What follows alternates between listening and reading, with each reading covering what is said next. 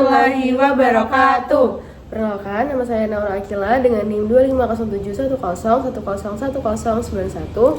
Perkenalkan, nama saya Nafila Naifah dengan NIM 250710101144. Perkenalkan, saya Ismatul Maulawiha Nabila dengan NIM 250810201107.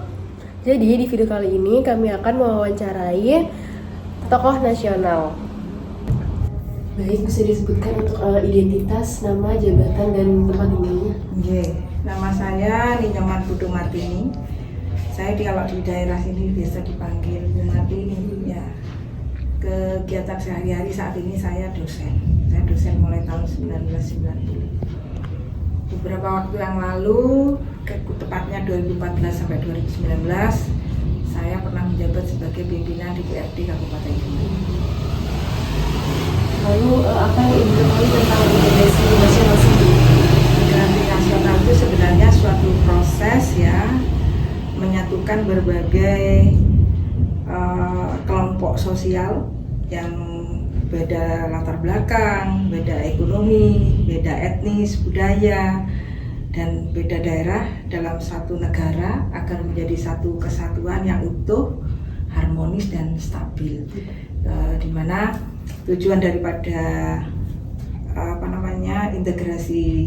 integritas nasional ini utamanya untuk menciptakan persatuan dan kesatuan yang kuat, karena negara kita kan negara yang Bhinneka Tunggal Ika, beraneka ragam, menjadi satu kesatuan yang utuh serta membentuk identitasnya nasional yang sama di tengah-tengah keberagaman yang sudah saya sebutkan tadi, meskipun mereka terdapat perbedaan latar belakang, perbedaan budaya, perbedaan bahasa, agama maupun adat istiadat.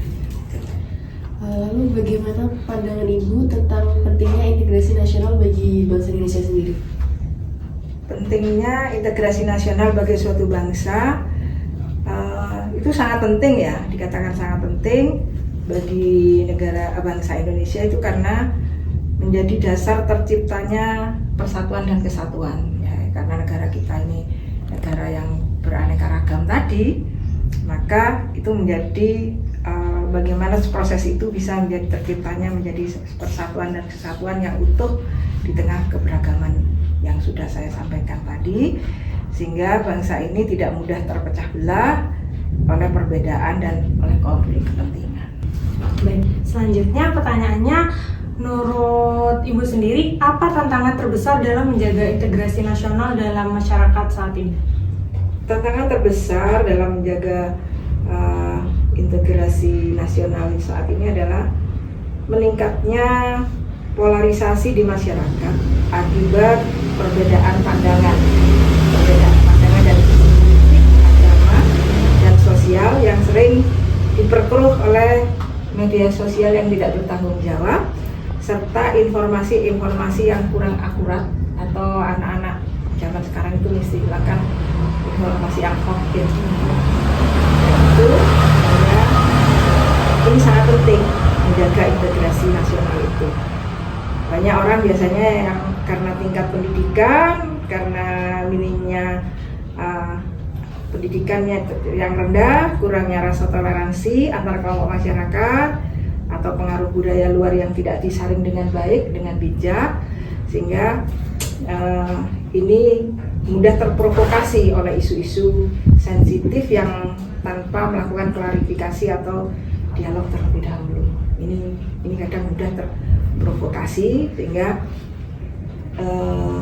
kita, utamanya Anda sebagai generasi muda itu hukumnya wajib untuk menjaga integrasi nasional saat ini. Baik, selanjutnya kira-kira apa upaya yang telah dilakukan di lingkungan sekitar sini mungkin dari Ibu untuk menjaga persatuan dan kerukunan?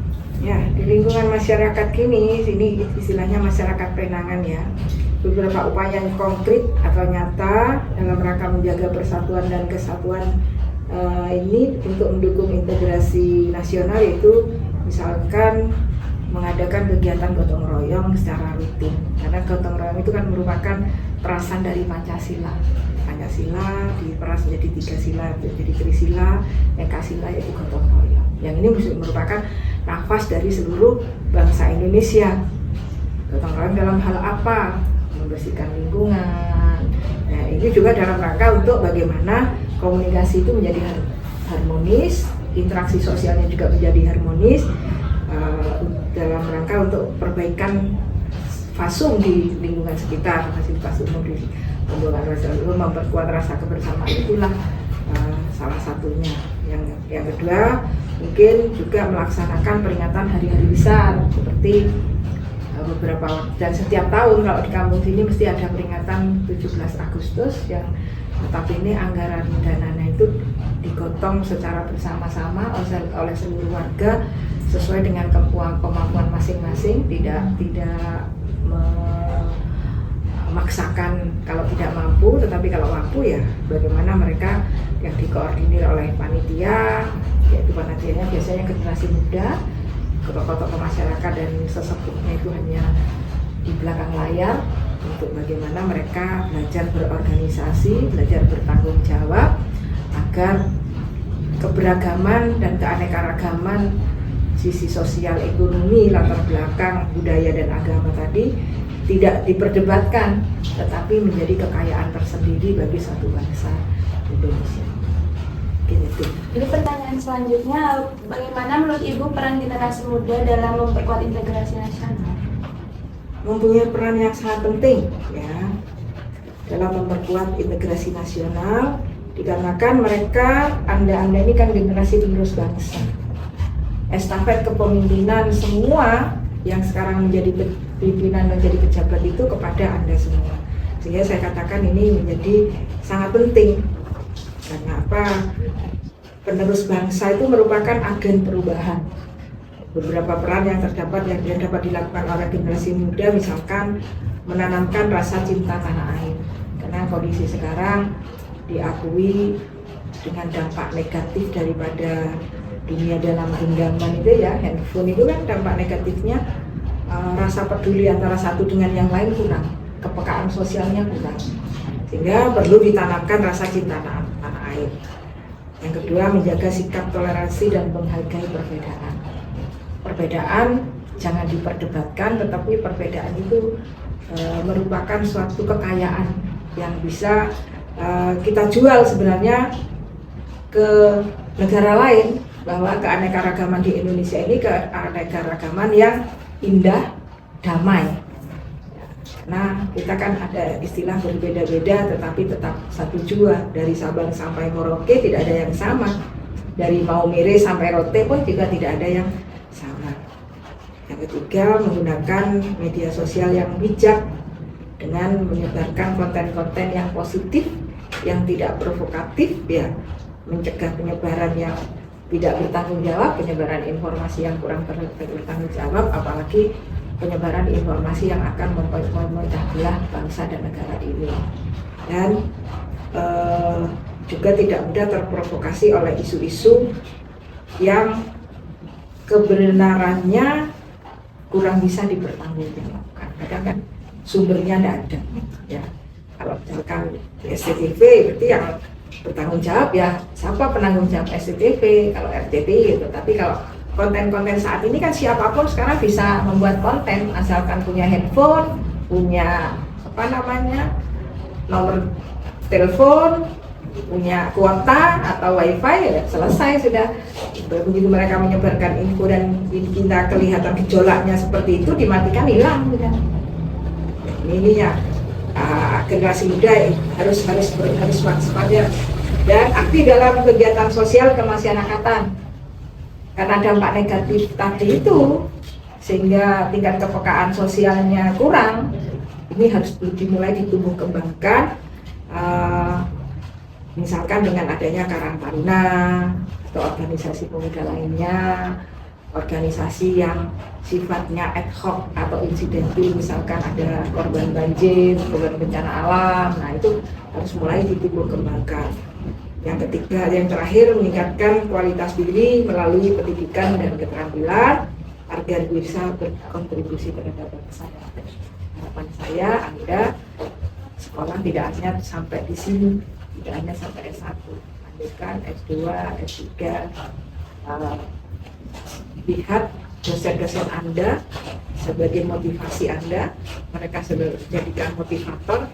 Mereka yang sudah sepuh-sepuh itu kan juga S3, ya, profesor, satu gitu. Itu harus dijadikan sebagai cambuk di generasi muda agar tidak terprovokasi, juga tidak terlena hanya pada dirinya sendiri, tetapi berpikir tentang lingkungan sosial.